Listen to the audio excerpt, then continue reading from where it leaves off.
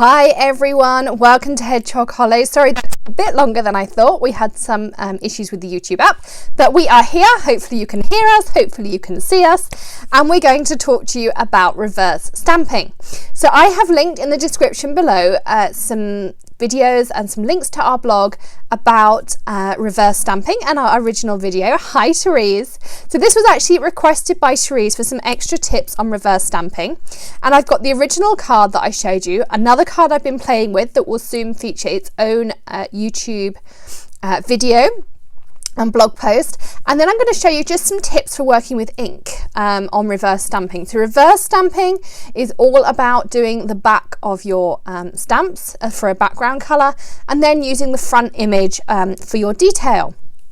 So I'm going to now switch you over to my desk and then I can show you. I just want to remind you to subscribe to our YouTube channel, youtube.com/hedgehoghollow, to give us a thumbs up as well. Hi, welcome. Thumbs up, I am told, that gives us a big advantage on YouTube so that we get more followers, and more followers equals more content, because all the money that we make here at Hedgehog Hollow, as I always say, just gets reinvested into a massive collection of stamps, which is actually right beside me right now because I am organising. Hi Rachel, hi Sue. So let's switch you over to my desk. Let's press this button and then there we go. So this is the original card I did for the Simon Says Stamps Mother's and Father's Day release, and this was using reverse stamping. And then this is another one that I've been playing with. So this is the card that I posted on our Facebook page, so a Hedgehog Hollow Ink INK on Facebook, that I had spent all week on this card, dipping in and out between degrees and two children, and then I felt I'd ruined it. However, I think I have just about rescued it. I'm sure you will tell me your thoughts on it. It was quite plain, and then I added these green dots which just seemed to look horrific, and then I added these gold splatters, and that just really seemed to make the difference, just to break it up and tie in with these lovely gold poppies. Now this is actually reverse stamping using water, and I will be showing you how to do this in a separate video, but it's just another way that you can use reverse stamping. These are not symmetrical stamps. Symmetrical stamps of course work best with reverse stamping because you get the best image. However, you can still use it with anyone, and because I did the watercolour effect, you don't so much notice that they don't fully fit the poppies as they do there. So I've got some stamps and some supplies here for us to work with. So of course, as I say, the best ones to work with are symmetrical stamps. So we could use this one here, we could use the heart, and we could use these flowers. Now reverse stamping, open these up. For instance, with this flower that's very symmetrical, is we would ink up the back side of this stamp. So we would stick the side that we normally stamp with to our Misty or our acrylic block. We would ink up this side and we would stamp it down. When it comes to symmetrical, of course, it's easy because it's the same both ways round. But when your stamps are not symmetrical, things can be a little bit more tricky. So I have that original set here. And this rose is not quite symmetrical, but it's reasonably so that you can just ink it up and then stamp over the top. Let me show you what I mean.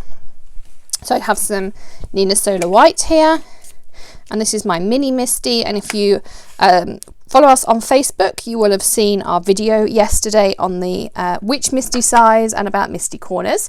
And if you didn't see that, you can hop on over facebook.com/hedgehoghollowink. And I'm just grabbing some inks here. So this is the side that we would normally ink up and stamp down, and that's the side I'm actually going to put face up for this. And then I'm going to pick it up onto my Misty, which is not playing, so I'm going to do it by hand.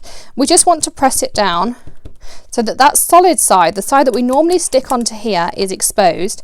And I'm going to use some Hero Arts bubble gum to ink it up.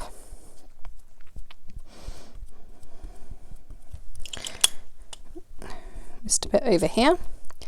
And then we're going to stamp it down. So you've got this really solid piece there. And then I'm just going to do another one on somewhere up here. So I want it, I'm just doing this by eye rather than science, but I'm sure it will work fine. Then I'm going to just stamp a second one, so as we're working with the bottom one and adding our detail, you can see what I did. We want to give this a good clean, and I'm just using my stamp chamois to give that a nice clean off. And then we're going to add the detail to this bottom one here. Now, the detail is not going to fit perfectly, and what you want to do is just keep rotating your piece until you're happy with the way the detail is going to look. Now I'm going to do mine this way up because I know that happens to be the best way to do it, and I do end up with a little bit of pink sneaking out here and a little bit of pink sneaking out here, but you'll see what I mean, that it doesn't really show up. So this is now put on the correct way round so that my detail piece is face up and my solid piece is face down, and I'm just using some of my favorite things, black. Let's put that lid on, and then I'm going back over here. I'm just going to do it a second time so it really pops over that original pink. So you can see there, it doesn't fit perfectly, but all of my flower has the pink in it, and there's just a little bit sneaking out the outside. So it looks more like a two-step stamp that's maybe a little bit abstract, but that's absolutely fine. And it just depends on the effect that you want to get on your work. Now, if I wanted to, hi Susan, if I wanted to work with those poppies that I showed you earlier, let's work with this blue stamp. Now this is not very symmetrical, but you can still make it work. I'm just going to turn this over. We'll put some magnets back on. So again, I'm going to just put it down. We'll try and lift it up that way if it's perfectly. And let's choose some purple for this one. So this is an Altenew ink cube. It's lavender, goodness, I can't read it. Lavender something, Lavender Fields, I think. And let's just ink it up. Now the other thing to consider is you can do this with red rubber, but it makes it far more difficult because the red rubber side will not cling to your MISTI. You have to do it all by hand. And just have a very light touch. Also, there's difference in photopolymer stamps. Now, the ones I was using from Simon Says Stamps are a thick photopolymer. I believe that's an acrylic. Whereas the Elizabeth Craft Design ones are more of a silicone construction, which does change the effect that you get. First of all, these will pull more, like some photopolymers. And for some reason, I'm just not picking up those areas. There must be some dirt on my stamp. Well, I shall look into that later. But you get the idea that we get a solid shape. I'm not sure what happened there. But we're live, so these things happen. Now we're going to want to stamp down with our detail. Now our detail is not going to fit perfectly. So you can either, and this is the first option, is just kind of choose away like this. That makes it look right, but then you end up with some quite solid lines around the edge. So what I tend to do, because I'm using a water-based pad, you can spritz it. And you can then just soften those edges down, particularly if you're working with a distress ink or something like that. I'm going to take a piece of kitchen towel. I'm going to mop some of that up. And I'm going to particularly mop around the edges of that stamp. And then I'm going to use my heat tool to just dry it. This is the Ranger heat tool. This is a new tool to me and I'm just experimenting with it. But there's definitely a video coming up because there is a difference between this and a regular embossing tool. But what this has just done is it's just diffused the edges. And if you're working with distress inks in particular, you will find that your edges will diffuse even more and give you even more of that watercolour look.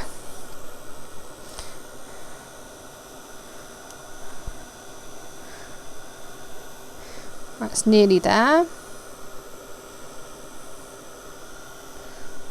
Okay, that's dry enough to stamp on. If you're doing a project, I would suggest making sure it's fully dry, but that's enough for us to just get going on. So let's line this back up. So I'm going to line this up to a place where I'm fairly happy with that being over the edge.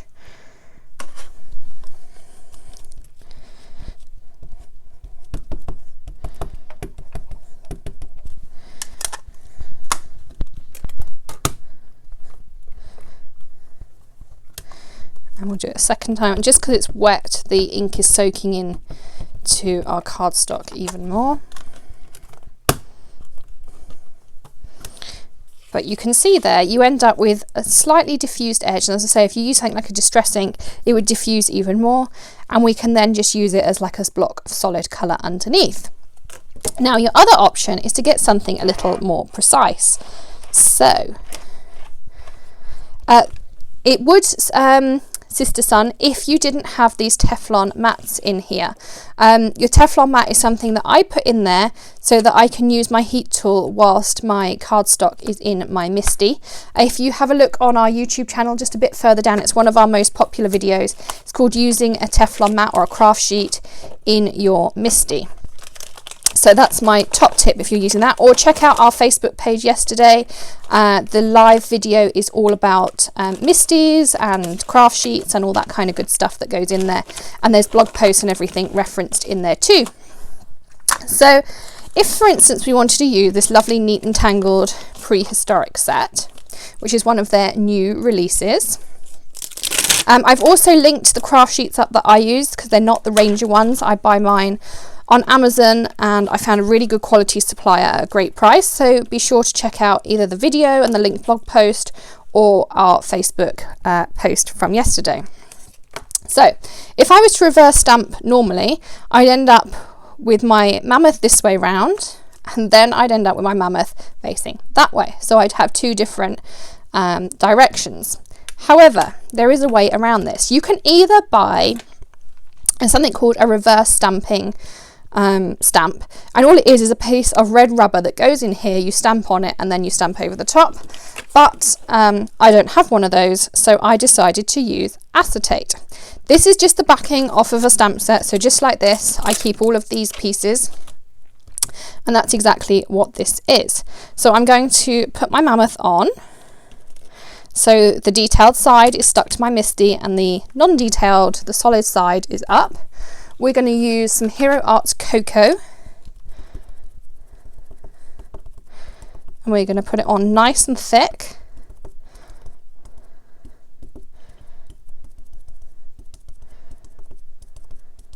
Like this. We are going to stamp it onto our acetate.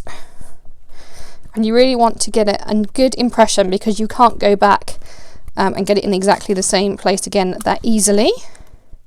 Then we're going to peel this off, and then we're going to put it onto our card. And I'm going to try and keep it as still as I can. And the easiest way to do that is with a brayer. Like this. And I've ended up with one that's slightly patchy, so I'm going to try and do it again. See how we get on. So again, I'm inking this up.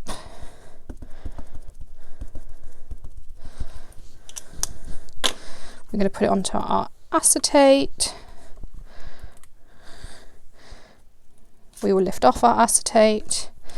I'm going to be a bit sneaky and try and just add some more colour within the boundaries with my ink pad, because this is a new stamp and I have a feeling that could be the reason we're not getting the best impression.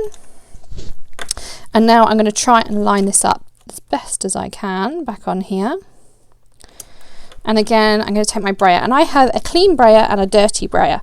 So my clean brayer is used on projects and my dirty brayer is used when I want to brayer ink. And there is some nice texture in there, but you can also just take your pad yourself and make it a little bit more solid. So you can play with how solid or detailed you want your piece to be. You could even, now you have an outline, take a brown Copic or Zig pen and you could go over it as well. But what this means is our mammoth is pointing this way as we want him to. And what we can then do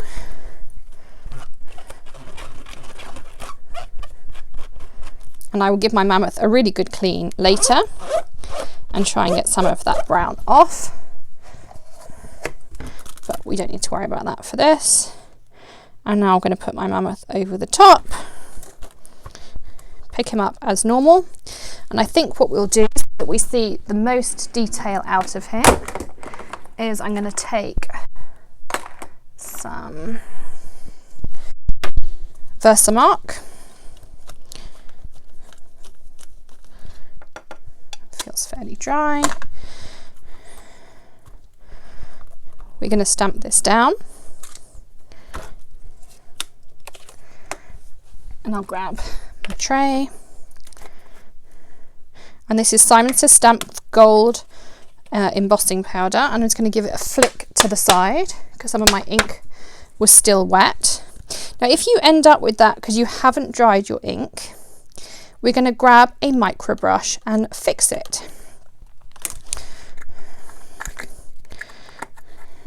Now let me grab one of my micro brushes. So you'll have seen me use these micro brushes lots of times before. They're just a tool used by dentists.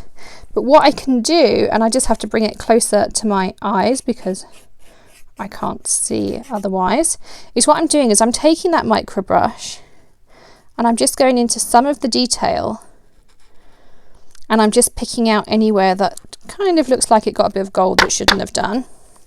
But we'll leave it at that for now. But these are amazing at doing things like that. And you'll have seen there's other micro brush tutorials on our page. And I'm just heating up my heat gun. And let's melt that powder.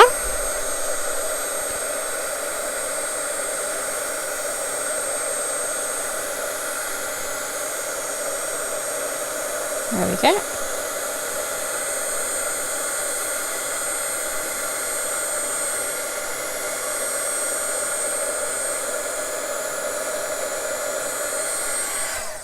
So now you can see, I didn't do too bad a job there of wiping it off, that our mammoth is fully filled in. He's got some nice texture, which was slightly unintended, but works well regardless. And we then put our detail over the top, and our mammoth is the right way round. So that's another way that you can reverse stamp, just using a piece of window sheet or acetate, or as I say, you can buy just something called a mirror stamping stamp sheet, which is just a piece of red rubber. Entirely up to you which way you want to go, but this is much cheaper, and of course you can replace them, or you can just keep a few of them around for different stamp sets and different things you can do. So I hope you have found those ideas useful. As I say, we have an idea with reverse stamping and watered coming up in another video. And be sure to subscribe to our channel, give us a good thumbs up, and we'd love to hear your thoughts and comments in the captions below. I'm now going to go and upload the description, so if you're watching this and we're not live, you will see that below as well with all the details. So thanks for joining us. We'll see you again soon. Happy stamping. Bye.